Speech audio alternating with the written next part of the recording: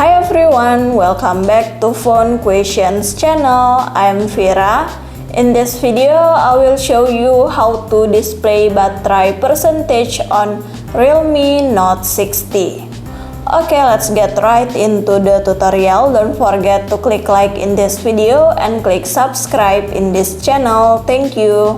Okay, first thing first, open your settings menu. And then go to battery, click it. Yep, you can see these options, battery percentage, show battery percentage in status bar. We click enable like this. Yep, successfully. Now you can see the battery percentage on my cell phone is displayed.